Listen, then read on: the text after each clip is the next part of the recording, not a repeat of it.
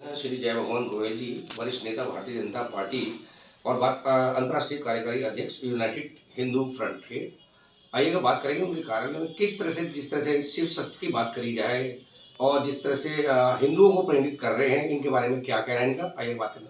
गोयल साहब, जिस तरह से आप हिंदू जगा रहे हैं और कई सालों से आप करते आ रहे हैं इस काम को, लेकिन कहीं ना कहीं कमियां रह जाती है, हिंदू नहीं जाग पाता, क्या कहेंगे इसके बारे में?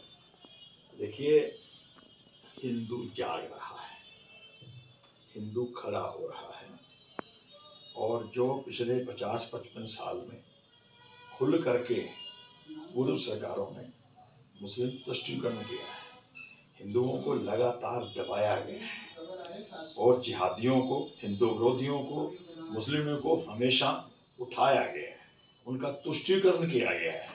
मगर पिछले कुछ सालों से, जब से हमारे मोदी जी की सरकार आई है, मोदी की सरकार कैसे आई है? जब देश का सनातनी खड़ा हुआ, देश का हिंदू खड़ा हुआ, तभी तो मोदी जी की सरकार आई है। उसके बाद योगी जी आ गए।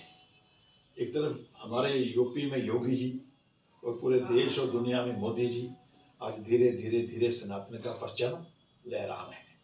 हिंदू समाज अपने आप को गौरवान्वित महसूस कर रहा है। आज सनातन का झंडा हिंदुस्तान में नहीं, पूरे विश्व में लहरा रहा है। अरब कंट्री भी आज हमारे सनातन को मानने लगे हैं। और हम जमुना पार में रहते हैं, नॉर्थ ईस्ट लोकसभा क्षेत्र में रहते हैं। यहाँ पर हमने दंगा भी देखा है।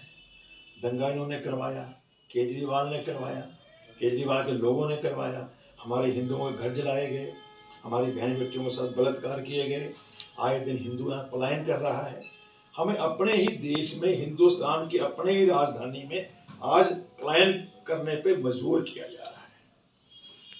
तो हिंदू पलायन ना करे, हिंदू यहाँ डट करके रहे।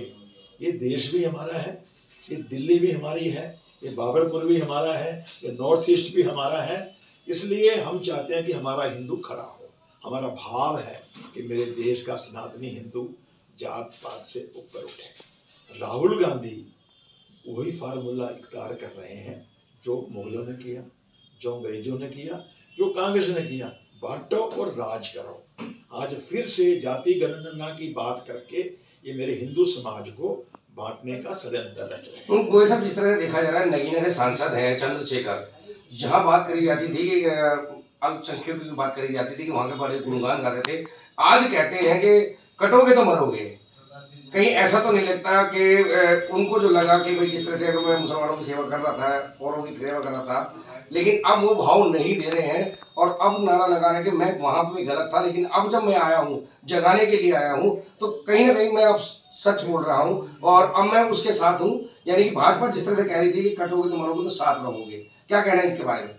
देखिए, अपना सीलमपुर है, 17 मंदिर है, वहाँ पूजा करने वाला आज कोई नहीं है, मंदिरों में घंटियाँ बजाने वाला कोई नहीं है। यहाँ हम अगर बाबरपुर की बात करते हैं, बाबरपुर में जो कबीर नगर है, 8-8 मंजिले मकान बन रहे हैं वहाँ। एक जहाँ एक 50 गज के मकान में जहाँ 5 लोग रहते थे और 100 लोग रह रहे हैं। वो रोहिंग्या हैं, बांग्लादेशी हैं, वहाँ क्या हो रहा है वो इसकी जांच पड़ताल नहीं हो रही। तो हमारा मानना है कि आज समय आ गया कि मेरा हिंदू संगठित हो, एक हो। इसीलिए हम अपने लोगों को भोले बाबा का शिवस्त्र धारण करवाने जा रहे हैं। कल 25 तारीख को हमारे भारत रत्न डॉक्टर भारत रत्न अटल बिहारी वाजपेयी जी, मदन मोहन मालवीय जी, उनका जन्म दिवस है, उनकी जयंती है। उसके ऊपर बड़े बड़े संत कल बाबरपुर टर्मिनल पे इकट्ठे हो रहे हैं। बड़ा भव्य हिंदू रक्षा समारोह हो रहा है। बहन बेटियों को, अपने युवकों को शिवस्त्र धारण करवाएंगे और हमारे बड़े बड़े संत ज्ञानानंद जी महाराज पधार रहे हैं, उनके हाथों से शिवस्त्र धारण करवाया जाएगा। उन सब का आशीर्वाद हमें मिलेगा। हमारा मानना है कि जैसे 1992 में बाबरी ढांचे को विध्वंस करके हमने वहां से बाबर का नाम मिटाया था, इस बार 2025 में दिल्ली से बाबरपुर का नाम मिटाना है और बाबर के जो वंशज हैं उनको यहाँ से भगाना है और दिल्ली में भी भगवा फहराना है। दिल्ली में भी हमारे मोदी जी के नेतृत्व में डबल इंजन की सरकार बने, ताकि जो बरसों से हमारी 8 साल से बुजुर्गों की, विधवाओं की पेंशन रोक रखी है, यहाँ पर पूरे देश में 5 लाख रुपए का आयुष्मान भारत योजना सुविधा मोदी सरकार दे रही है। नहीं, मोदी सरकार तो देने दे नहीं रही दे है, रही। मोदी सरकार तो दे रही है, लेकिन 2100 रुपए का प्रलोभन तो केजरीवाल सरकार भी दे रही है ना महिलाओं के लिए। अरे मोदी तो दे रहे हैं, ये खाली प्रलोभन दे रहे हैं। ऐसा ही प्रलोभन इन्होंने 3 साल पहले पंजाब में हमारी माताओं बहनों को दिया था कि हमारी सरकार आएगी, हर माता बहन को 1000 रुपया खाते में पड़ जाएगा। सबका डाटा इकट्ठा कर लिया, सबके मोबाइल नंबर लिया है, सबको फोन पे कह के वोट ले ली, सरकार बना ली। आज 3 साल हो गए, पंजाब की हमारी माताओं बहनों के अकाउंट में, खातों में 100 रुपया भी इसने नहीं डाला। वही हथकंडा ये यहाँ अपनाने जा रहा है। मोदी आयुष्मान भारत योजना के तहत पूरे देश में 5 लाख रुपए का निःशुल्क इलाज करवा रहे हैं। ये कह रहा है मैं संजीवनी लेके आया हूँ कि मैं दिल्ली के लोगों का 25 लाख का 50 लाख तक का फ्री इलाज करूंगा। तू आएगा तो देखेंगे, देगा नहीं देगा, जैसे तू पहले झूठ बोलता रहा है। तो दे रहे हैं, जो मिल रहा था लगातार 8 साल 10 साल से, वो तुमने दिल्ली के लोगों को क्यों वंचित रखा?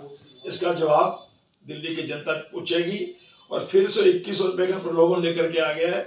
मुझे लगता है कि दिल्ली की जनता इस ठग की ठगियों में आने वाली नहीं है, जो बहुत बड़ा ठग है, बहुत बड़ा झूठा है, घोटालेबाज है। और घोटाले के कारण, शराब घोटाले के कारण, शीश महल के कारण 7 महीने जेल में काटने के बाद आज बेल में आया हुआ है। और ये गोपाल राय जो दिल्ली का मंत्री भी है, दिल्ली आम आदमी पार्टी का दिल्ली का अध्यक्ष भी है, जो बाबरपुर का इसने हाल कर रखा है। गलियों में सफाई नहीं है, गलियों में गंदगी है, सड़कें टूटी पड़ी हैं, लोगों को पीने का पानी नहीं है, जगह जगह पर लोग त्रस्त हैं।